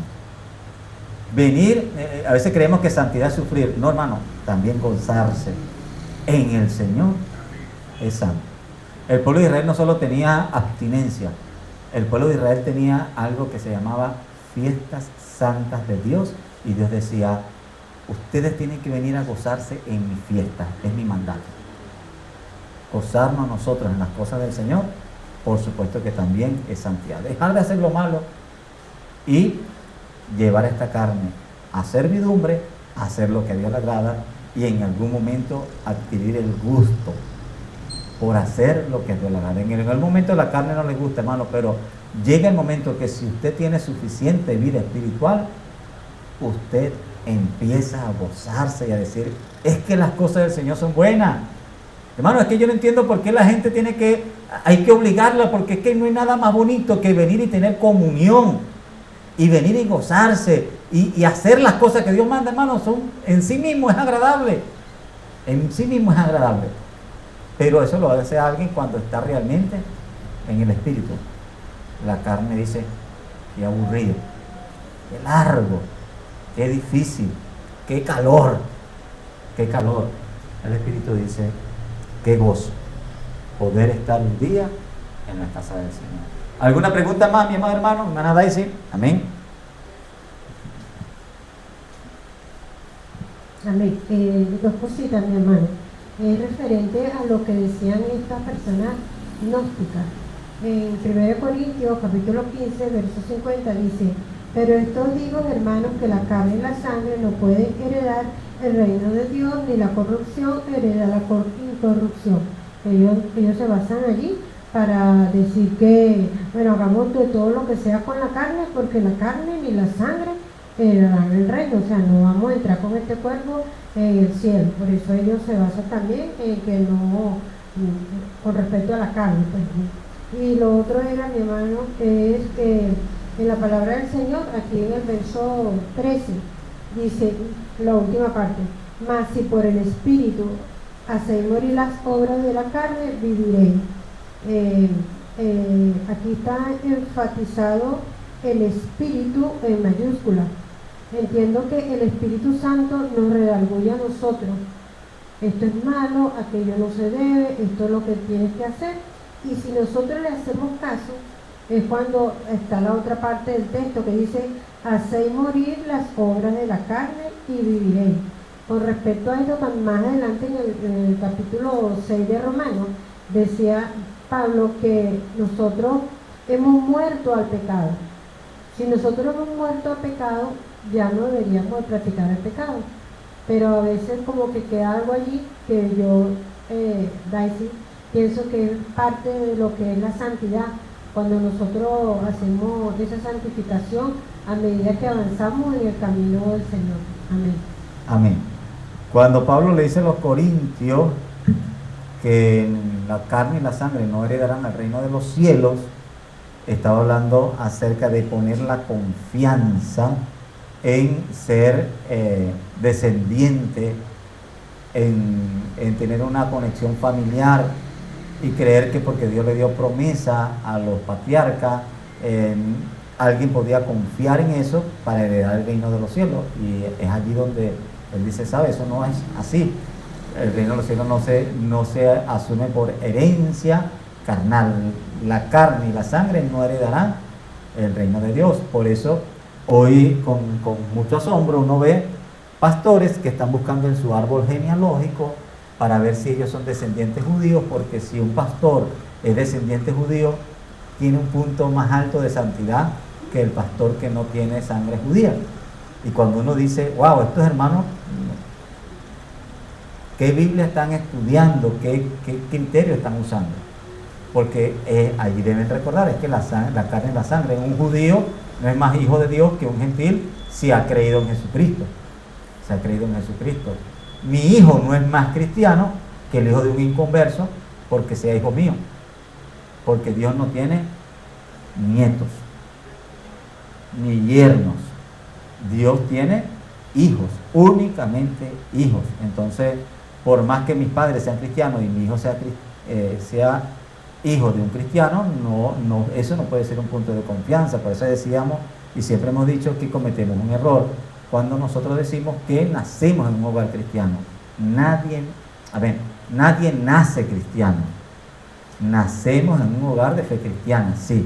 Alguien nace en un hogar cristiano, pero nadie nace cristiano. ¿Por qué? Porque el punto de partida que le está poniendo aquí el apóstol Juan para ser cristiano es: si confesamos nuestros pecados, Él es fiel y justo para perdonar nuestros pecados y limpiarnos de toda maldad.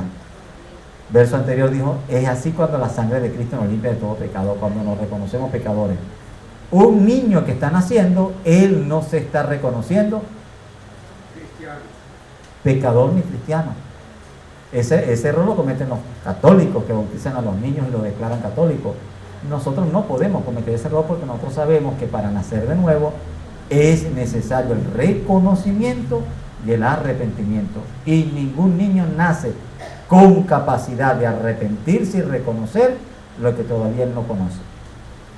Cada persona tiene una responsabilidad individual de llegar a Cristo arrepentido, reconociendo sus pecados para recibir de Él perdón y salvación. Entonces, a los gnósticos que creían esas cuestiones de que podían poner confianza, por un lado, los judaizantes eran los que creían que podían poner la confianza en la carne para salvación, y ahí es donde le dice el reino de los cielos no se hereda ni por carne ni por sangre. Y los gnósticos quitaban tanta importancia al extremo de la carne que ellos decían: es que no importa lo que haga la carne. Ese es otro extremo peligroso. No, yo no puedo poner confianza en la carne, pero tampoco puedo creer que la carne es tan irrelevante que lo que ella haga a mí no me perjudica. No, hermano, el que pecó fue mi cuerpo, mi mente no, mi mente estaba en otro lado. Mi mente estaba en comunión con el Señor, mi cuerpo que estaba revolcándose en la cama, pero mi carne andaba orando en santidad. Creer que se puede hacer esa dicotomía de dividir el espíritu y la carne es un gran error. Es un gran error, eso no es así. Por supuesto, yo debo negarle a mi carne lo que ella me va a pedir como derecho. Mi carne me va a decir: yo tengo derecho a un placer, yo tengo derecho a un pequeño escape, yo tengo derecho a un esparcimiento, entretenimiento, y ese entretenimiento, si Dios lo considera pecado, ese esparcimiento, si Dios lo considera pecado, es cosa de Él, pero para algo yo trabajo, para algo yo me esfuerzo, para algo yo me sacrifico, para algo yo nací. Si yo no pude haber venido a este mundo para no tener ningún deleite. Y bajo ese argumento, muchas personas le dan rienda suelta a los deseos de la carne, y es a eso que nos dice el Señor: haced morir pues lo terrenal en vosotros. Baste ya el tiempo pasado para haber complacido a la carne y su deseo. Mi hermana Jenny.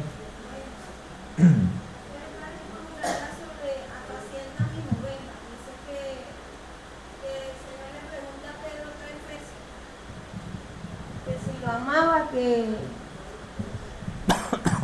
así la palabra del Señor.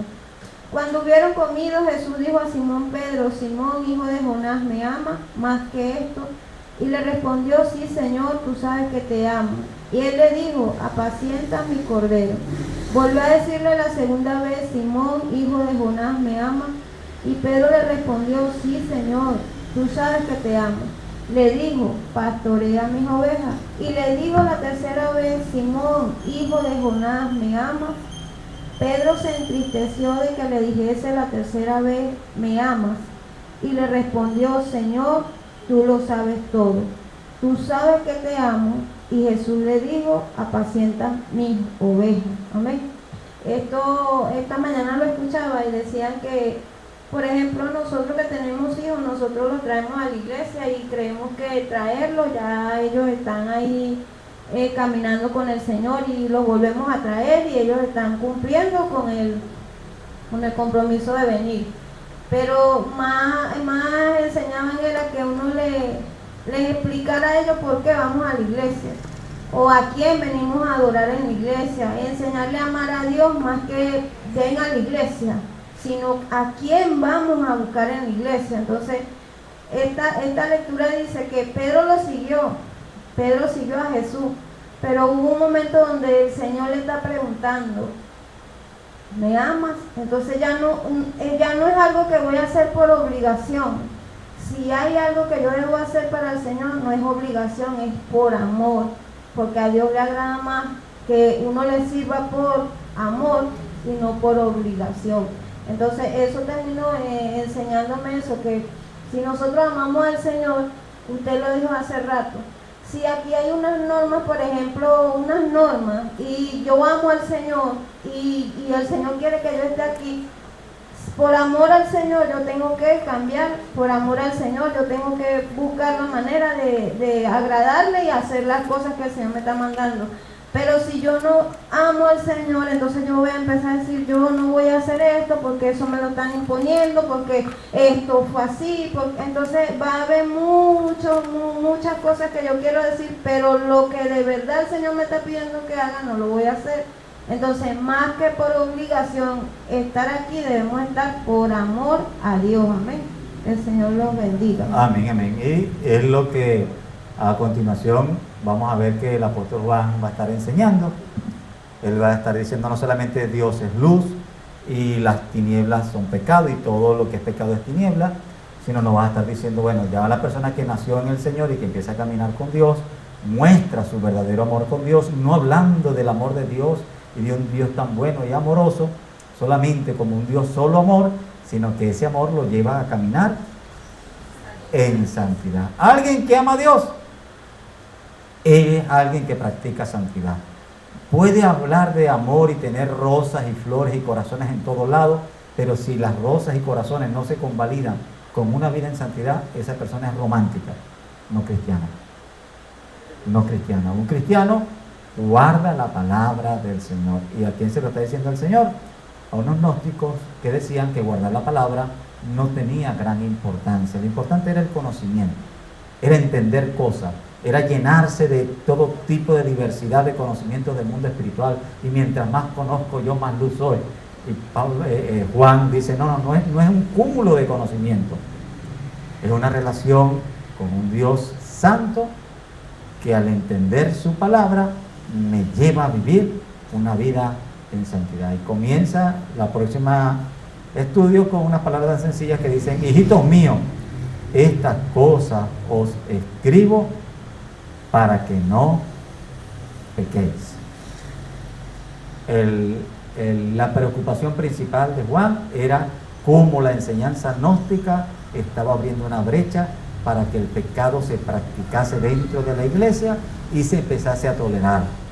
Juan está siendo claro, el que practica pecado no es de Dios. El que tiene sombra no está en la luz, y las sombras son pecados.